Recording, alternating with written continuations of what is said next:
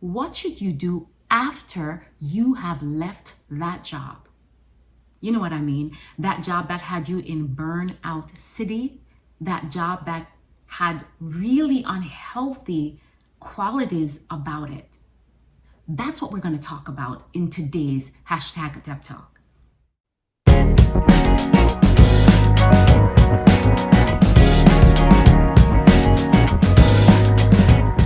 Hi, my name is Deborah, and this is hashtag Dep Talk. It's my YouTube channel where I share insights, perspectives, advice, guidance to help you navigate and thrive in the workplace.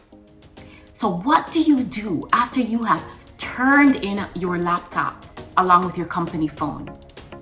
Maybe you turned in your uniform and the keys to your locker. You picked up the photos that were on your desk and took off the certificates and different things that you had on the wall, and you say bye to the last person to leave your go away party. Should you go immediately into a new job if you have that option? And I'm suggesting that it depends. If the job that you're leaving had a fairly healthy environment, the role was not something that was stressful in an unhealthy way, you just got a new opportunity that you wanted to pursue and you decided to leave, I think that that's one thing. But if the job that you're coming from was unhealthy in so many ways, where you were constantly burned out, where you had a negative environment, you were in a situation that even began to challenge your health.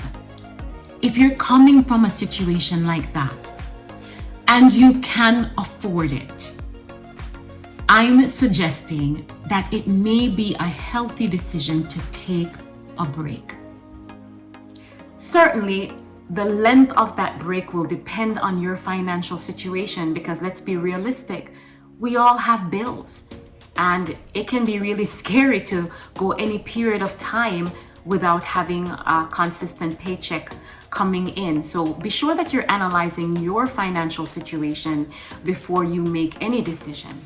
But if you can afford it, take a small break. Why should you consider taking a short break after walking through a difficult job? It's important to take a break because I think that acknowledges that you've just walked through something tough. You were able to endure something that would have broken other people. Therefore, you need time to recover and you need time to reflect. What I'd like to do is share with you a couple of tips on how you can recover during what I consider to be a transitionary period. And I want you to keep in mind that recovery is not anything that anyone can dictate. There's no specific time frame in which this can happen. It really always depends on the person and what they've just experienced. But I think these tips will be a great way to start your journey. Tip number 1, sleep in. Turn off the alarm clock. Plug out Alexa. Tell the people in your home not to wake you. Sleep in. Chances are you haven't gotten a whole lot of sleep in the past few months of having or years of having this job. And rest is imperative to your healing. Tip number 2, do nothing intentionally. You heard me, intentionally do nothing. Chances are you're the kind of person who you had to be productive every single moment of the day in order to survive. And so the idea of doing nothing may be very challenging for you, but I just want to encourage you during this time, do nothing. Now, you may have family or friends who call you to ask you, hey, what are you doing? And when you tell them nothing, they think that that is an invitation for them to give you something to do. This is the time for you to gently draw some boundaries and say, I am intentionally doing nothing. Tip number 3, go out into nature. Take an early morning drive to the beach. Drive to a park. Take your journal with you, if you're a journaler like me.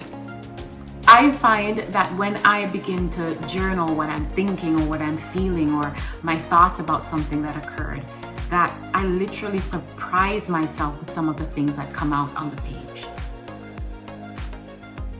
Tip number 4, take a vacation or a staycation, whatever you can afford. You've probably left a lot of vacation time on the table during your time working at this place. This is the perfect time before you get that new job for you to go on a vacation, whether it's into Europe or whether you stay in the country where you are, whether you go across the United States. Maybe it's as simple as visiting your cousin in North Carolina or in Georgia, or maybe it's just staying home but making sure that you are not cleaning the house, that you are not mowing the lawn, that you're not doing any housework or yard work, and just taking the days to go see a movie or to do stuff that's fun to you. Take some kind of a vacation, some type of time where you can completely unplug. Tip number 5, start reading books, resources, or doing activities that will help you reconnect with yourself. And what do I mean by that? There are times if a role is truly challenging or if an environment is also really challenging, that folks will try to become what they need to be or do what they need to do in order to survive. And I find that if you do that for a very long time, then you can lose touch with who you really are. This is a time for you to get reconnected with you. There are many ways to do it. One of the things I like to read that helped me to become reconnected and centered is the Bible, because I'm a person of faith. However, there are certainly other things that you can do. Make a list of those things and really dive into them. There's a book, for example, by John Maxwell. It's called The 15 Invaluable Laws of Growth, that I think is a fantastic resource. You know, it starts off by talking about intentionality and talking about the barriers that sometimes will get people stuck. Barriers or growth gap traps that literally originate from inside of you and inside of me. And it goes through that. And then it goes into things like awareness, why it's important to deepen your awareness of who you are, and why it's important to value that and realize that there's so much worth in that. It goes into a lot of other things, but it starts off with that. And I find that those topics are very centering. I actually teach a personal growth course based on that book. So make sure that you look out for any information about when I'm teaching the next course. Tip number 6, take in a few games with your buddies. Go do a spa day with your friends. Get together. You know, it's interesting. I have a friend of mine who recently walked through that transitionary period. And she found that when she got together with friends and family, that it fed her soul. And so she decided to do more of that because of how it made her feel. Tip number 7, therapy. Nobody knows what you've walked through like you do. And therefore no one knows when it is time to get a professional involved in the process of you recovering. Only you know that. So ensure that you're tuning into what you're feeling, to what you're going through, and seek the help that you need. And if you find that the help that you need is that of a licensed therapist, then get it done.